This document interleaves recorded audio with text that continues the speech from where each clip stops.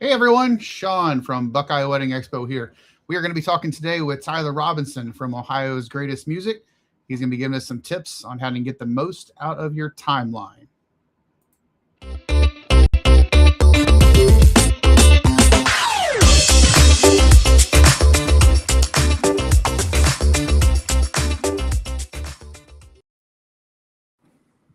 Tyler, Hello, hello.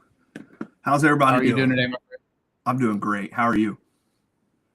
Trying to stay warm. This is we're recording this or streaming this in the middle of Snowmageddon. Yes, Let we everybody are. know. The snowpocalypse. It's awesome. Tyler, I wanted to start by just giving a brief overview about Ohio's Greatest Music, who you are, what you do. Tell us more about you. I love it. So my name's Tyler. I'm the owner and operator and lead DJ at Ohio's Greatest Music. We're a team of 6 guys, bringing on a 7th and 8th this year, which we're really excited about. Ohio's Greatest Music was born on accident. I am from the Dayton area originally, but I lived in Arkansas for a little while, and I was a recording artist. I recorded and wrote music, and I put on live shows. And during that time, I had a bunch of equipment, and I had a friend that I worked with. She had her DJ cancel on her like 10 days before her wedding, and she said, "Can you DJ a wedding?" And I said, I guess so. I can, I guess, and I did, and I did it for $100 too, which please don't come and ask for that Lauren price. I had no idea, but anyway, I did it, and I was like, man, I really loved that. The way I got to connect with people on such an important day, it was amazing. And it became this side hustling snowball where it was like something that I did, and it just grew and grew and grew. I moved back home. It continued growing and growing. And then in 2020, 17 days before the world shut down, I quit my jobs and started this business. And we made it through COVID. And we've been rocking and rolling ever since.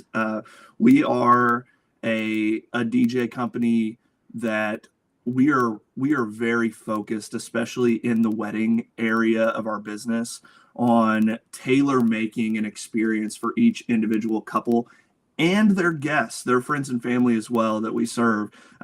We want to capture everybody's hearts that we serve. We're not just there to just there to party or just there to make some money. We're there to make some memories. And those are memories that we cherish. And each and every one of my guys have that heart posture. That's what I look for in a DJ, is the very first thing. Well, the first thing is, can you clap to this song? Because if you can clap, I can teach you how to mix. But the second thing is, do you have the heart posture? Are you going around, even the little things like making sure a bride and groom have a drink in hand or something like that. It's those little bitty details that make such a huge impact on people's day, making them feel special, making them feel celebrated and loved. And that's what we do. That's really what it all boils down to at Ohio's Greatest Music. And I think that's a big reason for our success is our heart towards our clients. Well, you talked about a lot of things, and when it comes to all of those, the feeling, the emotion, the way that you work, you care, and I think that is it's a great thing to have in this industry, is to actually care about the people. When it comes to weddings, there are so many things that happen at a wedding, and I think you're going to be sharing some things about timelines. As far as getting the most out of your timeline and how you work with clients to be able to help them with their timeline. Yes. So the thing is, obviously, a wedding planner, a day of coordinator is a super important part of your day. If you have that in the budget to hire somebody, your DJ is not going to be your day of coordinator. They're not handling deliveries. They're not managing. You probably don't want your DJ helping you pick out your flowers, right? But at the end of the day, your DJ, once we take over, we're the facilitators of the flow of your entire day. You have the best wedding planner in the world, the best photographer, the best caterer, but you have a C- DJ. You do kind of notice where it's like you have somebody that can engage with a room, completely command that room, then we are making sure that your day flows in the way that it's supposed to, in the way that you want it, in the way that your wedding planner planned it with you, So with that, I do have a lot of experience seeing things that do work, seeing things that don't work. And every couple Every single wedding is a little bit unique. So your timeline should be streamlined and personalized for you and what you want to experience on your wedding day.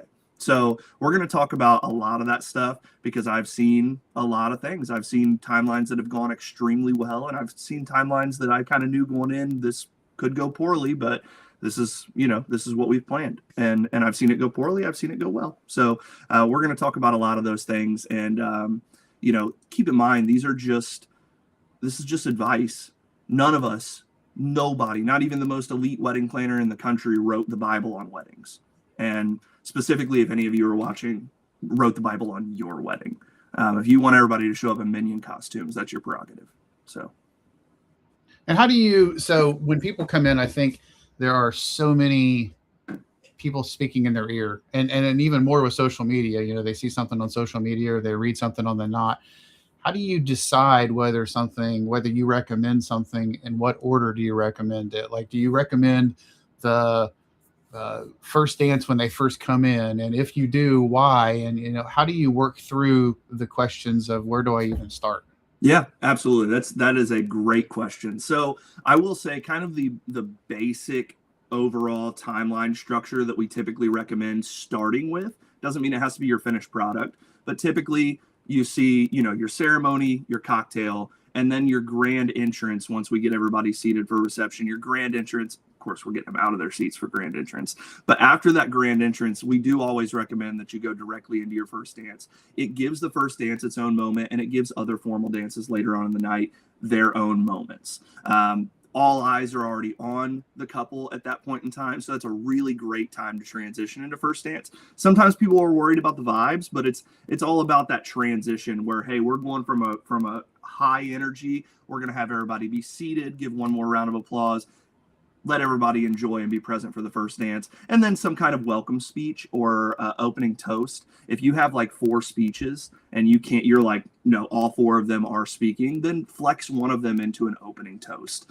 You do want to make sure that they have like some kind of time structure on them, but without micromanaging their speech, obviously. And then, your dinner and then other formalities. And as far as being on social media goes, there's a ton of noise, and it's hard to know which direction to go. At the end of the day, my advice to my couples is, hey, is this something that you truly in your heart of hearts, you're like, my wedding day will be so special if we do this? Like an anniversary dance, for instance, right? Let's say you've got grandparents that have been married for 74 years, and you're like, how special it would be to see them dancing at the end. And that warms your heart, and you feel that in your heart, then do it. And then if it's something where you're like, well, that's pretty cool, and that's something to do, if it takes time away, now, if it's not taking any time away, sure, if you've got it in the budget, but if it's taking time away from something that's more important to you, like dancing, like socializing, maybe you have some other formalities in mind. If you prioritize doing the most, you'll realize quickly that you've lost your entire day and you haven't been able to say hello to Aunt Barbara at all, and it's 9:00. So I always recommend, especially with formalities, if it's not something that you're like totally and completely sold on and you're just doing it because it's something to fill up your timeline, I never recommend it typically. That's all great advice, but trends are trends. Is there anything that you've seen that over your years of doing this that you've been like, that's something that we used to do that we don't do anymore, something that is trendy that you don't recommend? Is there anything, how does the timeline and trends, how do you deal with so much of that being pressure and trend wise and things that maybe won't hold up with the stand of time? Yeah. So, we've seen a lot of trends come and go. You see like the garter toss, right? Like 5 or 6 years ago, everybody did it, and it was always as awkward as it ever was. And I'm not saying if you want to do a garter toss, sure, go ahead and do a garter toss, right? If that's what you want to do. But at the end of the day, that's a trend that was and has gone away. The bouquet toss is kind of the same, where it's like, I maybe see a bouquet toss at 5% of our weddings, if that. Now that doesn't mean you should or shouldn't do it. Again, we'll go back to the other advice. If it's something that in your heart of hearts, you want that moment, you want that photo, do it. But we've seen a lot of stuff come and go. trends, as far as trends are concerned, I will say, I know this wasn't directly what you asked, but one trend that I have absolutely eaten up is the groom's march for the ceremony. So we've had the bridal march for years, and it's such an important moment. We even get down to, like, you know, we'll have a bride be like, I want to be top of the aisle at 53 seconds into that song, and we'll do it. We'll make it happen for you, I promise. But with that groom's march, it's one of those things where the groom kind of sets the tone. And it can be done in so many different ways. At my wedding, I came down the aisle with my groomsmen to It's Raining Men, which was very on par for me, very up my alley with my personality. I've had grooms come down to, you know, the Imperial March with their groomsmen. I've had grooms come down to a sweeter song, to something that meant the world to them, maybe to their favorite song, or just something that makes them feel like the man when they're walking down. A groom can walk down alone. He can walk down led by the officiant, leading his groomsmen. He can walk down with his mom, with his dad. There's no rules to it, but that kind of the groom getting that moment to kick things off and really soak things in, because it's just as big of a day for the groom as it is for the bride. And to be able to have that moment, to be able to look around and see all those people that came and love and support you, and then you kind of have your personality shine a little bit too. I think it's an awesome thing. I think it's my favorite trend that I've seen over the past 5 years. And it's just been slowly creeping into the point where it's like almost everybody does it now, it feels like, and it's awesome. It's really great. But as far as trends on social media go, you know, I'm typically not the person to get caught up in trends, so it's hard for me to give advice to people that are like very focused on trends. There's nothing wrong with, if you want your wedding to be trendy, then, you know, I get it. I totally get it. But you know, you don't have to just go along with a trend if it's not you. You have to just think about who you are and what you want to experience on your wedding day. And then if it comes down to it and that trend is, you know, in your wheelhouse, then go ahead. All right. I'm going to put you on the spot now. All right. And going to have you share with everyone just a few seconds of your most important tips when it comes to getting the most out of your timeline. Perfect. So often, as many weddings as we DJ, we see couples all the time where it's like they have their ceremony and then they have their hour of photos and then they do their grand entrance, their first dance, their dinner, their formalities, and all of a sudden, like we said earlier, it's you got 2 hours left in your wedding day and you have to pick between dancing and socializing. So we're going to give you some tips to get the most out of your timeline on your day. My number one tip, and this is not an absolute you have to do it, but if you're open to it, it is very helpful. Doing a first look with your fiance before the wedding will be instrumental in the amount of time that you have to enjoy your guests, to socialize, to have fun. Also, especially if you are big dancers, if you want to let your freak flag fly for 3 straight hours and shake your rumps for 2.5, 3 hours, then a first look is going to be helpful. Your first look is going to allow you to get some photos out of the way early on with your wedding party in full, your newlywed portraits, and then after the ceremony, you can take 10 to 20 minutes of photos with family and then go and join your cocktail hour, and you get to buzzle around and say hello to absolutely everybody. And then that grand entrance, once we have everybody seated, it's still just as exciting because it's that formal moment where we're like, hey, we're letting loose, we're blowing the roof off this place for you. Streamlining timeline.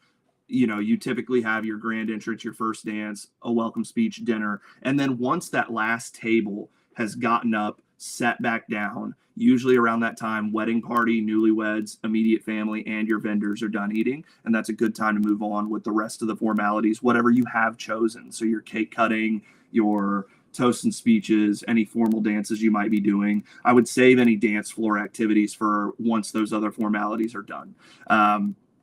But all of a sudden now you've gotten at least 45 minutes to enjoy with your family during cocktail hour. And now you can open up this party. And whether you're huge dancers and you just want to tear the dance floor up all night long, or you're just more like you just want to socialize, you have that open party to be able to socialize. And then it's on us to, you know, to go ahead and make your wedding feel the way you want it to feel. If you want it to feel like a 2016 house party, then that's on us to make that feel like that.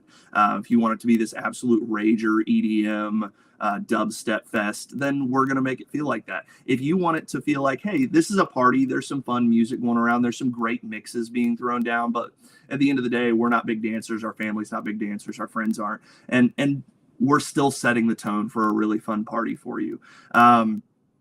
The thing, and we kind of touched on it earlier, was just in your timeline, don't prioritize doing the most. Kind of figure out what your top 3 things that you'd like to enjoy on your wedding day are. And if it comes down to it and it's like, hey, I want to have a beautiful ceremony, I want to socialize, and I want to dance, then that timeline structure that I laid out is great. If you don't want to do a first look, there's nothing wrong with that.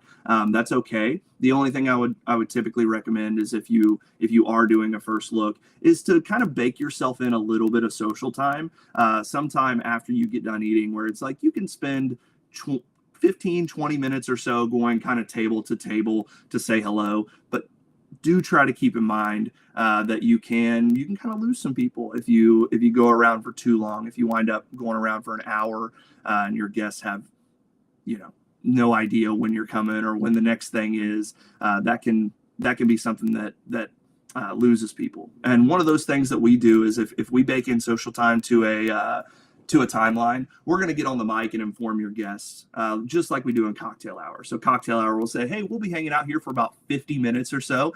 For the next 50 minutes, if you want to sign the guest book, do this, do that. We'll talk about all the points of interest. We'll do the same thing for your social time, that you get to go around and say hello to people. Hey, we're going to be hanging out while our newlyweds go and socialize for 20 or 25 minutes, however long you've chosen. While they're doing that, there's some donuts available over in the corner. They're absolutely delicious. If you haven't had a chance to sign their guest book or take a Polaroid, or maybe there's a photo booth, go take advantage of the photo booth, and we'll be back with you here in about 20 to 25 minutes. That way your guests aren't standing around with their hands in their pocket like, what do we do? Where do we go? They're well informed. They know what's going on, and they know about how long it's going to take you to get around to say hello to them. Overall, at the end of the day, keep in mind that any professional, any wedding pro you hire, we're there to serve your best interests first. And then, of course, we are looking out for your guests and family as well. But at the end of the day, if it doesn't serve the newlyweds, probably not the best idea to do it. So while you're taking in all this information from wedding planners, from photographers, from your caterer, from your DJ, just keep in mind that it's your day. Nobody wrote the Bible on your wedding day. So whatever you want to experience, if you're dead set on it, don't let anybody tell you otherwise. Now, if I think it's a bad idea and you're my couple, I'll let you know, like, hey, I've seen this go. I could see this going sideways. We're going to let you know those things, but don't feel any pressure to bend into those things if that's something that you truly, truly in your heart of hearts want to do. At the end of the day, it's really just about you enjoying your day to the fullest and getting to do what you want to do. So a lot of times when I talk to couples, it's their, I would say 99% of our couples, it's their first time getting married. So I understand this can be a daunting thing getting into, figuring out everybody you have to hire, everything that you have to do for the big day. But such an important piece of it is just trusting your vendors to bring it all together. We all play such an important role in the day, from your day of coordinator and wedding planner, handling and managing deliveries early on in the day, your makeup artist keeping you on time, your photographer keeping you on time early on in the day, videographer or content creator as well. And then your DJ comes in and should be able to take that command and help bridge that communication with the day of coordinator to make sure that all of your vendors are working together to create an awesome, perfect day for you where everything's seamless. The guy with the microphone knows what he's doing, and that your day is in good hands. So at the end of the day, just trust your vendors to execute on a plan that you've approved, and you will have an absolutely perfect wedding day. If there's anything else, I'd be happy to share, but I feel like we've kind of touched on a lot of stuff. No, that was fantastic. That was fantastic advice. And I have to say, Tyler, I've known you for a couple years now. You are just a good person. You're a good listener. You're considerate. You're genuine. You're everything everybody that meets you, not one person has not walked away and went, Tyler, man, and he's a good guy, and Thanks. I think that seeps into your company and your procedures and your processes, and I think that really differentiates your company and you is how much care you put into just every word that comes out of your mouth. So I appreciate you talking to me, and I Thank you, appreciate you brother. sharing everything with I'm all. going to carry that encouragement with me all week, man. Thank you so much. See, look at that. See, you're all right, Tyler. I appreciate you, man. All right. Adios, everyone.